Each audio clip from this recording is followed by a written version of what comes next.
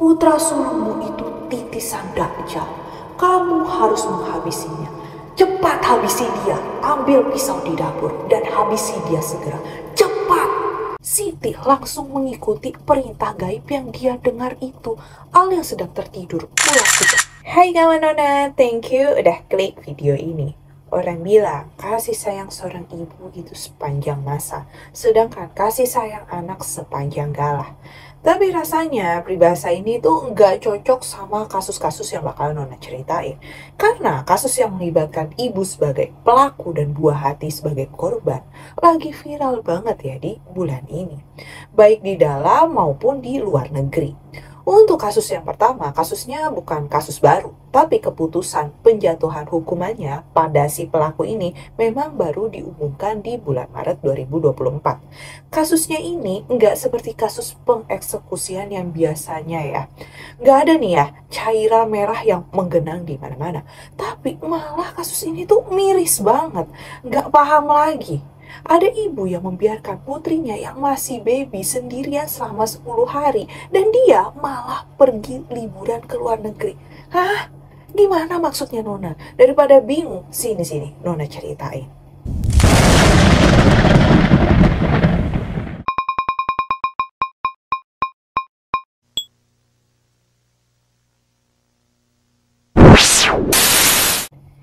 Di Cleveland, Ohio, Amerika Serikat, hiduplah seorang ibu tunggal bernama Crystal Candelario yang berusia 32 tahun.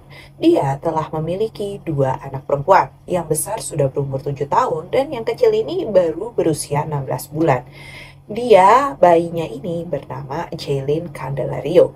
Crystal bekerja sebagai pengajar sama seperti kakek dan ayahnya. Dia itu besar di negara Ekuador, tumbuh dengan cinta bersama ayah dan ibunya yang bernama Clever Candelario dan Katie Torres.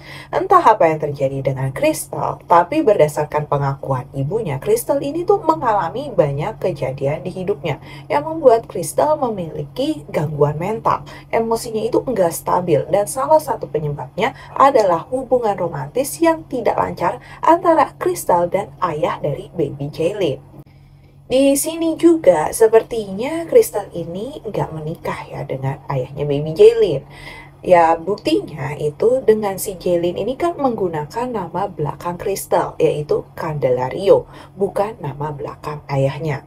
Ada beberapa informasi yang mengatakan kalau ayah dari baby Jaylin ini bernama Henry Garcia. Dia itu bertemu dengan Crystal di tahun 2020. Mereka liburan bersama dan singkat kata Crystal ini hamil lalu melahirkan baby Jaylin. Entah ini benar atau mungkin hanya numpang tenar, Nona juga nggak bisa judging ya. Hanya ketika Nona cek sosmednya si Henry ini, postingannya semua tuh tentang baby Jaylin dan itu baru dipost setelah Juni 2023. Berarti setelah kejadian naas ini. Dikatakan baby Jaylin ini memang suka ditinggal-tinggal oleh ibunya si Crystal ini. Tetapi yang terakhir kali ini dalam waktu yang sangat lama. Tepatnya di tanggal 10 Juni 2016, Crystal meninggalkan baby Jaylin seorang diri di dalam rumahnya. Hanya dengan beberapa botol susu. Tanpa pengawasan satu orang dewasa pun. Crystal juga nggak ada menghubungi tetangga, pengasuh, atau keluarganya. Dan mengatakan kalau dia tuh meninggalkan bayinya yang masih berusia 16 bulan seorang diri. Lalu kemana si Crystal ini? Ternyata dia ini pergi liburan ke Detroit, Michigan, dan Puerto Rico selama 10 hari lebih atau sekitar 11 hari ya. Dari tanggal 10 Juni 2023 sampai 16 Juni 2023. Crystal ini berlibur bersama teman lelakinya berhari-hari tanpa mengecek keadaan putrinya yang bahkan belum berusia 2 tahun. 2 hari setelah Crystal pergi, sebuah kamera di pintu tetangga menangkap jeritan Jaylin yang terdengar pada pukul 1 dini hari ya. Tapi entah memang karena di Amerika ini orangnya benar-benar individualis alias nggak kepo, nggak ada juga nih tetangganya si Crystal yang coba ngecek Jaylin ini nangis terus-terusan tuh kenapa? Coba kalau kejadiannya di sini ya, udah didobrak kali itu rumahnya si Crystal. Ada untungnya juga ya orang-orang kepo di kondisi kayak begini. Tapi karena nggak ada yang peduli, ketika Crystal kembali ke rumahnya itu, dia sudah mendapati putrinya ini nggak sadarkan diri dengan tubuh yang mengurus. Bayi kecil itu beratnya turun 7 pounds atau lebih dari 3 kilogram. Dan buat anak bayi ini tuh cukup banyak loh. Keadaannya juga tuh menyedihkan banget. Selain kurus, matanya juga terlihat cekung, bibirnya ini benar-benar kering. Kotoran dan urinnya itu udah ada di mana-mana. Terdapat juga kotoran di mulut dan di kuku-kukunya Jaylin, juga seluruh tubuhnya. Jaylin telah meninggal karena kelaparan dan dehidrasi. Dan dia nih pasti sebelumnya tuh berharap banget ada satu orang yang datang mau menolongnya. Ya iyalah, anak belum 1,5 tahun ditinggal 10 hari. Apa harapannya? Dia bisa ngerebus mie instan gitu, apa pesen makanan pakai ojek online, apa pergi ke warteg gitu, kan nggak mungkin kan. Apa harapannya anak sekecil itu ditinggalin? Lah emang bener-bener nggak waras aja ini ibunya. By the way, di saat kejadian itu nggak diketahui ya di mana putri tertuanya si Crystal ini. Yang pasti dia juga nggak ada di rumah itu untuk menemani adiknya. Berdasarkan autopsi, dinyatakan Jaylin ini meninggal di hari ke-9 setelah ditinggal ibunya. Dan kebayang banget, selama 9 hari dia ini seorang diri, cuma bisa berharap ada orang yang menolongnya, tapi nggak ada yang datang sama sekali. Dan dia tuh bertahan hidup 9 hari ditinggalin. Sumpah gila banget ya kasus ini. Bisa-bisanya sebagai orang tua, Crystal ini malah liburan, foto-foto di pantai, padahal anaknya ini berusaha bertahan hidup. Nggak tahu mesti ngomong apa, Nona. Ada ibu macam kayak gini. Setelah dia pulang itu kan, si Crystal ini menghubungi 911 atau layanan darurat di Amerika sana. Yang si Crystal ini tuh minta tolong kalau anaknya itu udah sekarat. Dia tuh sempat mengganti bajunya Jaylin yang udah penuh kotoran. Crystal juga sempat berbohong ketika anaknya dibawa 911 ini kan, tadi ada ambulans itu, dan Crystal diminta keterangan. Dia tuh awalnya nggak mengakui meninggalkan Jaylin selama 10 hari. Dia malah beralibi kalau anaknya ini nggak mau makan dan minum selama 2 hari belakangan. Dan makanya dia tuh cuma minum susu. Dia juga bilang kalau dia itu tetap ada di rumah menemani Jaylin ketika Jaylin ini sekarat. Tapi hasil autopsi dan penyelidikan pasti nggak bisa dibohongin. Jelas-jelas tubuh Jaylin ini mengurus dan kering, menunjukkan dia ini mengalami kelaparan dan dehidrasi yang hebat parah. Belum lagi bekas kotoran di sekujur tubuhnya, dan satu lagi kondisi rigor mortis atau yang dinamakan kaku mayat ya. Yang berarti Jaylin ini sudah beberapa jam meninggal. Nggak pas lagi di telepon 911 itu dia sekarat terus meninggal dalam perjalanan, nggak gitu. Jaylin itu sudah meninggal sehari sebelumnya kan. Di persidangan, orang tua Crystal ini mengungkapkan bahwa putrinya ini, si Crystal itu mengalami masalah kesehatan mental. Ibunya itu mengatakan Crystal ini telah berhenti minum obat dan mungkin hal ini tuh yang memperburuk depresi hingga kecemasannya, sehingga berkontribusi pada ketidakmampuannya si Crystal membuat keputusan yang tepat. Nah, ia tahu anaknya sakit terus berhenti minum obat, kenapa cucunya gak diawasin? Loh yo opo sih ya? Podo wae iki mboke. Yang menurut Nona di sini aneh juga adalah kekasih atau teman prianya si Crystal, bukan bapaknya si Jaylin ya. Kan Crystal itu liburan sama dia tuh. Emang dia nggak nanya gitu, kita liburan lama kayak gini, anak kamu gimana? Dia sama siapa? Masa pacar sendiri dia nggak tahu kalau Crystal ini punya anak kan? Terus ya, ibu-ibu apa nggak ada kangennya gitu kan ninggalin anaknya 10 hari. Biasanya kan ibu-ibu tuh ninggalin anaknya seharian aja tuh bisa video call anaknya berkali-kali kan. Kalau dititipin gitu pasti dia tuh bakalan video call pengasuhnya atau saudaranya yang dititipin kan. Emang pacarnya ini nggak berpikiran ada yang aneh gitu sama si Crystal? Nah mungkin ya ini hal yang biasa gitu di negara barat. Kalau ortu pergi udah dititipin kan ya anaknya, ya udah gitu aja, nggak dicek lagi gitu anaknya. Akhirnya keputusan sidang menjatuhkan hukuman pada Crystal Candelario bahwa dia ini dihukum penjara seumur hidup tanpa kemungkinan bebas bersyarat. Hakim Pengadilan Permohonan Umum Cuyahoga County, Brendan Sheehan ini kelihatan geram banget sama si Crystal Candelario. Baper nih ya dia. Siapa yang gak kesel sih ya emang. Hakim ini sampai bilang kayak gini. bayi kecil itu bertahan, menunggu seseorang untuk menyelamatkannya. Dan Anda dapat melakukannya hanya dengan panggilan telepon sederhana. Sebaliknya, saya melihat foto Anda di pantai, sementara anak Anda memakan kotorannya sendiri dalam upaya untuk bertahan hidup. Sama seperti Anda tidak membiarkan Jaylin keluar dari penjaranya hingga dia meninggal, Anda juga harus menghabiskan sisa hidup Anda di sel tanpa kebebasan. Dan kata-kata terakhir dari hakim yang makjul banget tuh ya. Satu-satunya hal yang akan berbeda, setidaknya penjara akan memberi Anda makan dan juga minum yang tidak pernah Anda berikan pada Jaylin. Oke, itu kisah pertama tentang seorang ibu di Amerika yang tega-teganya ninggalin anaknya seorang diri dan beralibi kalau dia ini punya penyakit mental, padahal dia bahkan bisa berbohong untuk menutupi kesalahannya. Nah, kita akan masuk ke kisah kedua ya, yang datang dari Indonesia. Tapi sebelum lanjut ceritanya, jangan lupa dong untuk like, komen, dan share cerita ini sebanyak-banyaknya ya. Terus pastiin kamu udah subscribe channel Nona, biar Nona nih makin semangat berbagi ceritanya. Oke? Nah, cerita kedua ini juga bisa dibilang parah banget. Karena bisa-bisanya seorang ibu menganggap anak kandungnya sendiri adalah anak dakjal. Padahal anaknya ini baru umur 5 tahun. Terus si ibu ini malah mengeksekusi anaknya separah itu karena katanya dengar bisikan gaib. Sumpah gak habis thinking, Nona. Maksudnya gimana sih, Nona? Kok bisa ini cerita horor ya, Nona? Bukan. Ini bukan horor, tapi kronologi kisah kriminal yang baru aja terjadi di bulan Maret ini ya. Langsung aja, sini, Nona ceritain. Sebelum mulai ceritanya, Nona mau disclaimer ya. Cerita ini ya dibuat berdasarkan berita-berita yang sudah beredar dan diterbitkan oleh beberapa media publik yang Nona rangkum dan ceritakan kembali dalam bentuk alur cerita. Ada sebuah keluarga yang terdiri dari ayah, ibu, dan kedua anaknya.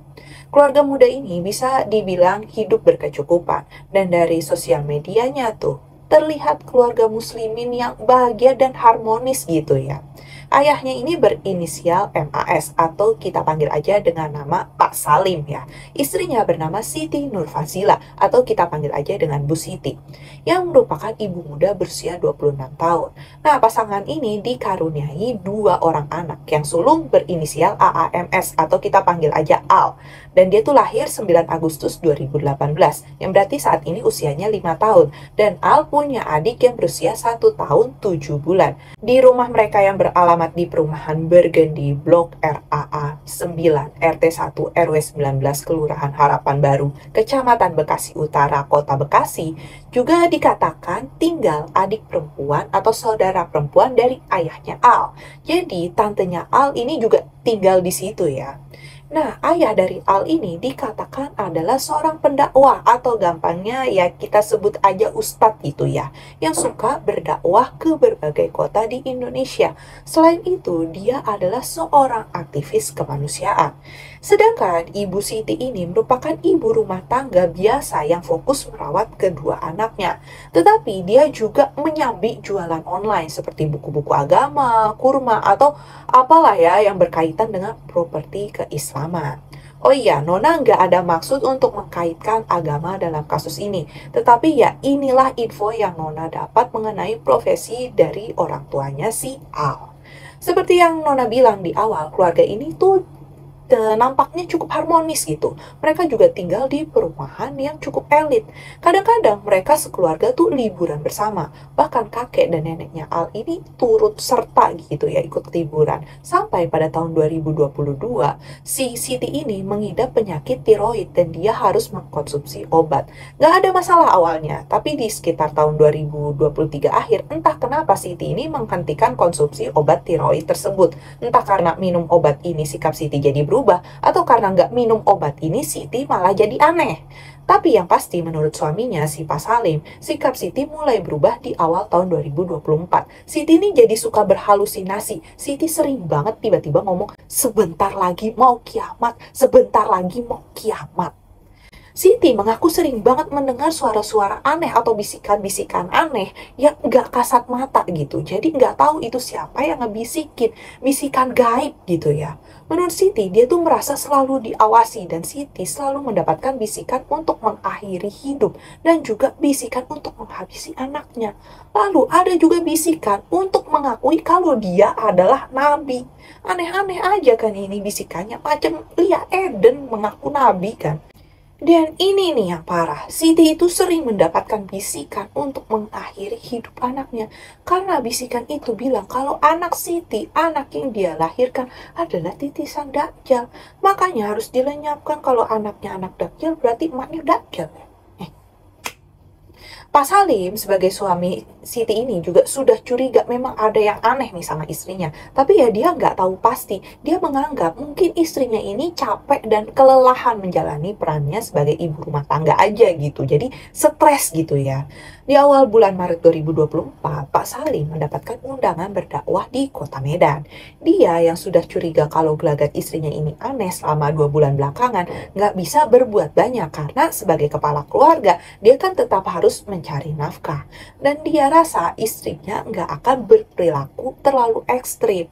Makanya dia berangkat gitu. Dia pergi nih ke Medan keesokan harinya. Tapi sebelumnya dia sempat berpesan kalau istrinya ini merasa kenapa-napa atau butuh apa, sesegeralah menghubungi si Pak Salim. Bu Siti waktu itu iya-iya aja gitu. Tapi begitu Pak Salim pergi, kelakuan Bu Siti ini makin aneh. Gak waras. Pada tanggal 6 Maret 2024, pikiran Siti ini makin gak karuan. Mulai lagi bisikan-bisikan aneh ini menghantui kepalanya. Kali ini bisikannya mengatakan kalau dia adalah seorang nabi. Dan maka itu dia itu harus pergi ke Mekah. Dan mungkin karena saat itu dia seorang diri tanpa pengawasan orang dewasa lainnya. Langsung nih, tanpa pikir apa-apa lagi, dia mengajak kedua anaknya ini ke Bandara Soekarno-Hatta. Siti nggak sama sekali menghubungi suaminya untuk minta izin bepergian. Bahkan dia hari itu tuh juga sangat slow respon atas panggilan telepon dan chat dari suaminya itu. Akhirnya beneran nih si Siti nyampe ke bandara. Sesampainya di bandara, Siti ini dia tuh tahu dia harus pergi ke terminal keberangkatan luar negeri. Tapi begitu masuk bandara dan ketemu petugas pemeriksaan tiket pesawat, Siti ini kelihatan banget linglungnya. Petugas itu pun bingung. Ada ibu-ibu bawa 2 orang anak balita, katanya mau ke Mekah. Tapi kok ya nggak bawa tiket, paspor, koper juga nggak ada. Ya bingung lah itu si petugas. Kan biasanya kalau ke Mekah itu mau naik haji atau umroh ya. Yang pasti itu persiapannya bakalan riweh banget. Nah ini ibu-ibu mau ke Mekah tapi kayak orang mau pergi ke pasar aja gitu. Petugas-petugas lain pun berdatangan. Mereka ya ikut bingung dengan kekehnya si Siti kalau dia itu mendapatkan panggilan untuk pergi ke Mekah. Tapi dengan persiapan yang benar-benar nihil. Petugas itu pun mencoba berbicara dengan Siti agar bisa menginfokan keberadaan Siti pada keluarganya. Singkat kata, petugas berbicara langsung ke si Pak Salim yang tengah berada di Medan itu. Pak Salim yang mendengar kabar istrinya ini datang ke bandara bersama kedua anaknya dan mau pergi ke Mekah, tentunya dia bingung ya, kaget dan khawatir. Kok bisa-bisanya istrinya ini mau pergi ke Mekah tapi dia nggak tahu. For your information ya dear, setahu Nona, Mekah itu kan adalah kota suci untuk umat muslim. Dan umat muslim pergi ke Mekah ya bukan cuma buat jalan-jalan. Ke sana itu tuh untuk ibadah. Makanya persiapannya bukan hanya sekadar koper isi baju-baju, tapi juga persiapan iman dan takwanya. Bahkan belajar dulu apa yang harus dilakukan di sana, menghafal doa-doa. Nggak bisa hari ini pengen ke Mekah, bulan depan berangkat, apalagi mau ke Mekahnya tadi pagi, terus persiapannya nggak ada, siangnya beli tiket, nggak ada kayak gitu. Dikata mau plesir, bawa anak lagi kan 2. Makanya Pak Salim ini meminta petugas melarang Siti untuk bepergian. Selain ya emang Siti nggak punya tiket, Dan malah Pak Salim ini meminta agar petugas mengantarkan Siti menuju taksi mengarah ke hotel yang sudah dia pesankan untuk Siti dan anak-anaknya. Jadi di sini si Pak Salim itu mikir, mungkin Siti ini, si istri ini bosen di rumah suntuk, jadi stres. Mungkin dia butuh healing daripada nanti di rumah makin suntuk, ya udah disewain kamar hotel buat staycation gitu ya. Kan nggak mungkin nih healingnya jalan-jalan. Wah mereka kan cuma bertiga, ibu sama dua anak kecil. Di satu sisi sebenarnya Pak Salim ini khawatir banget karena baru-barunya sekali ini nih si Siti itu aneh banget bisa pergi begitu aja tanpa rencana dan yang parah ngajak anak-anaknya. Tapi Pak Salim masih ada urusan kan di Medan jadi dia tuh nggak bisa segera pulang. Siti dan kedua anaknya check-in di hotel tuh dikatakan jam 11 malam. Pak Salim juga masih terus memantau kondisinya Siti. Dia juga sempat video call nih sama Siti dan kedua anaknya ketika mereka udah sampai di hotel di daerah Bekasi itu ya, yang memang udah dia pesen sebelumnya. Tetapi nggak lama dari itu, di pagi buta, tepatnya pukul 3 dini hari di tanggal 7 Maret 2024, entah apa yang lagi-lagi merasuki pikirannya si Siti ini. Dia dan kedua anaknya itu mau check out dari hotel. Pagi buta bawa anak mau check out kan emang udah nggak lazim gitu. Dikatakan Siti ini sempat meminta bantuan petugas hotel untuk mencarikan atau memesankan taksi. Tapi taksinya belum datang, ibu beranak ini malah udah pergi duluan dengan berjalan kaki. Ada yang bilang juga, versinya beda ya. Taksinya ini datang, tapi si Siti ini malah milih jalan kaki. Taksinya tuh ditinggal begitu aja. Petugas hotel yang sebenarnya sudah merasa aneh, tapi dia juga nggak punya wewenang gitu kan untuk menahan si Siti. Entah Siti tetap berjalan kaki dan menggendong kedua anaknya sampai rumah, atau Siti ini akhirnya menggunakan kendaraan lain. Tapi ya udahlah, akhirnya dia ini dan kedua anaknya tuh sampai di rumahnya. Dan nggak tahu bagaimana kondisinya, tapi pikiran Siti ini makin kalut, bukan makin bener. Ketika suaminya si Pak Salim ini coba telepon juga, nggak diangkat-angkat nih sama si Siti. Dan Siti lagi-lagi mendengar bisikan-bisikan yang aneh. Kali ini dia mendengar kata-kata, putra sulungmu itu titisan Dajjal. Kamu harus menghabisinya. Cepat habisi dia, ambil pisau di dapur, dan habisi dia segera. Cepat! Siti langsung mengikuti perintah gaib yang dia dengar itu. Al yang sedang tertidur pulas di kamarnya di lantai 2 bersama si adiknya tiba-tiba langsung dieksekusi dengan cepat oleh Siti yang membawa pisau dapur. Terdapat 20 luka akibat pisau itu di sekujur tubuhnya Al. Shh. Terdapat juga luka seperti bolong di dadanya sebelah kiri tubuhnya Al. Dan dengan seketika Al ini ya langsung gak bernyawa. Adik Al yang bahkan belum genap berusia 2 tahun ada di situ. Dia melihat kakaknya dihabisi ibu kandungnya. Dan pasti dia ini trauma banget. Sampai nanti adiknya ini didampingi psikiater dan psikolog. Adiknya ini tuh kaget-kagetan gitu. Walaupun belum bisa bercerita dengan jelas ya dia. Terlihat banget nih kalau adiknya ini trauma ya. Ya iyalah siapa yang gak trauma ngelihat ibunya gituin kakaknya kan. Dan Siti ini juga melakukan eksekusi itu dengan tenang. Dia sempat tersenyum puas dan juga bisa-bisanya dia ini mencuci pisau yang bekas dia pakai tadi. Kayak, hah? Pak Salim yang khawatir dengan keadaan istri dan anaknya. Karena kan dari kemarin ini tingkah laku istrinya ini makin aneh. Dia tuh terus mencoba menelpon Siti berkali-kali. Sampai akhirnya Siti tuh mengangkat panggilan dari suaminya di sekitar pukul 10 pagi. Pak Salim ini bertanya bagaimana keadaan Siti dan anak-anaknya. Karena kan sepengetahuan dia Siti ini harusnya masih berada di hotel ya. Bunda, gimana keadaan kamu hari ini? Sehat kan? Sudah merasa baik kan? Anak-anak gimana? Seneng nggak staycationnya? Tapi Siti ini menjawab pertanyaan Pak Salim dengan jawaban yang membingungkan. Aku udah pulang ke rumah. Itu si Ade lagi main.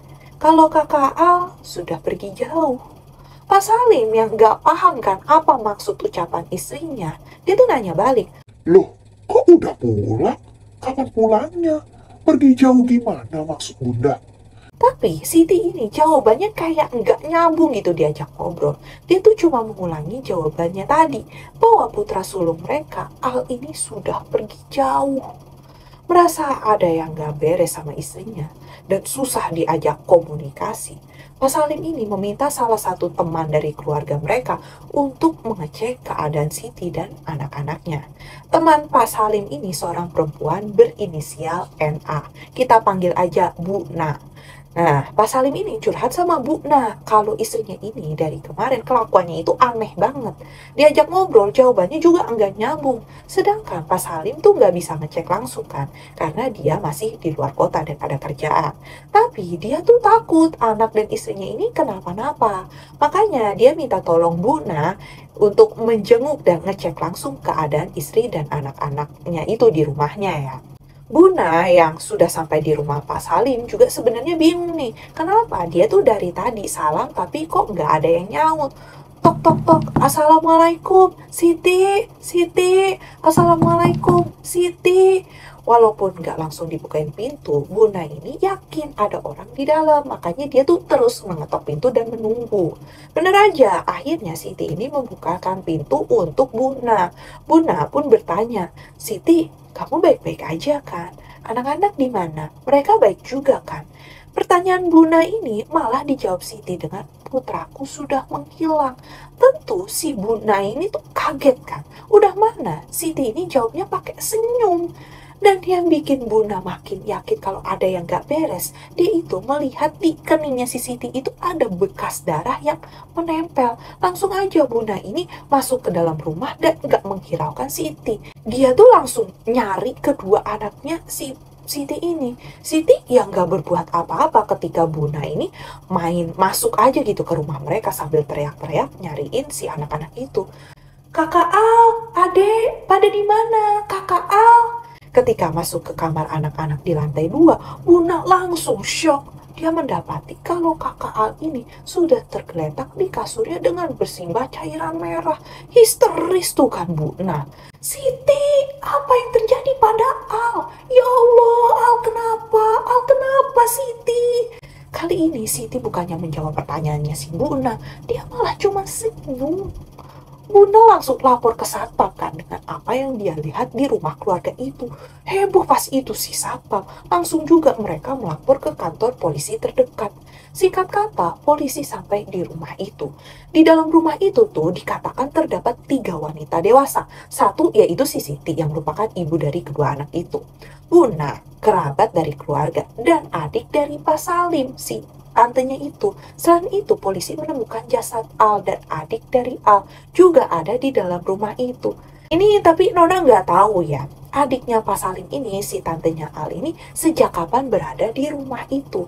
Yang pasti pas polisi datang di situ tuh ada 3 wanita. Polisi juga bahkan tuh sempat bertanya-tanya siapa pelaku dari ketiga wanita ini. Diinterogasilah ya ketiga wanita ini sebagai saksi. Tetapi ketika menginterogasi si Siti, polisi ini merasa ada yang jagal sama kelakuan dan jawabannya si Siti. Anaknya ditemukan seperti itu ya keadaannya. Tapi dia ini malah ketawa-ketawa aja. Bahkan dia tuh bilang kalau anaknya ini tuh anak Dajjal dan harus dieksekusi. Dan dia adalah seorang nabi. Jawaban Siti pun suka gak konsisten, berubah-ubah. Di kota Medan, Pak Salim yang dikabari Buna bagaimana kondisinya si Al pas ditemukan, pun dia shock banget. Dia tuh gak nyangka kekhawatirannya ini terbukti setragis itu. Dia pun bersiap pulang. Kondisi mental Siti pun terus dikaji ulang ya. Ketika ditahan, dia ini dipisahkan dari tahanan wanita lainnya. Sikapnya pun makin aneh di dalam penjara. Siti ini bolak-balik jedotin kepalanya gitu ke tembok. Dia juga menonjok-nonjok tembok. Emosinya pokoknya benar-benar gak stabil. Berdasarkan pemeriksaan, dikatakan Siti ini mengidap skizofrenia. Skizofrenia sendiri adalah penyakit gangguan mental berat yang menyebabkan penderitanya mengalami halusinasi, delusi, kekacauan dalam berpikir, dan perubahan sikap. Umumnya, pengidap gangguan mental ini menunjukkan gejala psikosis, yaitu kesulitan membedakan antara kenyataan dan pikiran pada dirinya sendiri. Nah, makanya kan dia tuh merasa mendengarkan bisikan-bisikan gaib. Tapi kondisi mental Siti ini masih terus diteliti. Apa benar memang si Siti ini mengalami gangguan mental? Karena setahu Nona, orang yang melakukan tindakan pidana kriminal tetapi dinyatakan mengidap penyakit mental yang menjadi alasan dia melakukan tindak kejahatan itu, maka dia itu nggak bisa dihukum secara penuh. Dia akan disembuhkan terlebih dahulu. Salah satunya ditahan di rumah sakit jiwa, jadi bukan di penjara. Ketika mentalnya sudah dinyatakan membaik, barulah dia bisa diproses secara hukum. Makanya ditakutkan alasan kesehatan mental ini bisa menjadi cara untuk mangkir dari proses hukum. Sama kayak tadi ceritanya si Crystal Candelario ya. Kalau misalnya dia dinyatakan memang kesehatan mentalnya terganggu, ya bisa-bisa nggak dipenjara gitu loh. Nah, mungkin kawan Nona ingat juga ya cerita Nona tuh tentang Issei Sagawa. Bagaimana dia ini bisa lolos dari hukum di Prancis dan Jepang. Lalu malah terkenal sebagai selebriti ya karena alasannya itu dia punya penyakit mental, makanya nggak dihukum. Nah, buat kamu yang belum dengar cerita tentang Issei Sagawa ini, bisa langsung cek di playlist kronologi kisah kriminal Nona ya, oke? Nah, balik lagi nih ya, ketika Pak Salim kembali dari Medan untuk menemui Siti, dia ini sangat terpukul karena dia tuh nggak menyadari lebih awal kalau sikapnya Siti ini kan aneh dan bisa sampai merenggut nyawa anaknya. Seandainya dia tahu, dia pasti melakukan pengawasan lebih ketat terhadap Siti dan kedua anaknya. Setelah diautopsi di Rumah Sakit Polri Kramat Jati, jasad Al ini dikebumikan di tempat pemakaman umum Kranji, Bekasi. Sedangkan adik dari Al ini sempat dirawat di rumah aman dan akan tetap didampingi psikolog untuk menangani traumanya. Tetapi kini sudah dikembalikan kepada pihak keluarga. Siti atau dikenal dengan SNF dijerat dengan pasal 76C Jungto pasal 180 ayat 3 dan ayat 4 Undang-Undang RI nomor 35 tahun 2014 atau pasal 338 KUHP pengeksekusian dengan ancaman hukuman paling lama 15 tahun penjara. Oke, sekian kronologi kisah kriminal kali ini tentang dua orang ibu yang disinyalir memiliki gangguan mental. Yang kasihan dan jadi korban tentu putra-putrinya. Gak ada yang menyangka ya, kejadiannya bakal jadi setragis ini. Tapi memang seorang ibu terkadang mengalami masa-masa sulit dan tekanan saat merawat dan membesarkan anak-anaknya. Beberapa ibu muda bahkan mengalami baby blues, yaitu kondisi gangguan suasana hati tanpa sebab yang berakibat si ibu jadi mudah menangis, marah yang berlebihan. Kalau tidak ditangani secara baik, hal ini bisa berkelanjutan dan makin parah. Makanya butuh sekali nih ya peran keluarga untuk mendukung seorang ibu dalam masa perawatan anaknya. Jadi peran keluarga itu sangat penting ya. Jangan sampai si ibu ini merasa sendirian, kelelahan yang berlebihan, dan tekanan-tekanan berat lainnya mengenai peran baru yang harus dia jalani. Walaupun ya sebenarnya pasti kondisi suatu keluarga berbeda-beda ya. Dan gak bisa juga kita salahkan sepenuhnya pada keluarganya itu. Gimana menurut kawan Nona kasus kali ini? Apa dengan alasan kesehatan mental seorang ibu yang tega berbuat seperti ini ke buah hatinya itu bisa dikurangi hukumannya? Atau bahkan bebas dari segala tuntutan hukum? Kamu bisa langsung komen apa pendapatmu dan juga bisa kasih rekomendasi kasus-kasus apa lagi yang pengen Nona bahas. Dan tentunya kalau kamu suka video ini, jangan lupa untuk like, subscribe, dan tekan tombol lonceng biar Nona nih makin semangat untuk menghadirkan kisah-kisah yang pastinya nggak kalah seru untuk dibahas. Bye! La la la la la la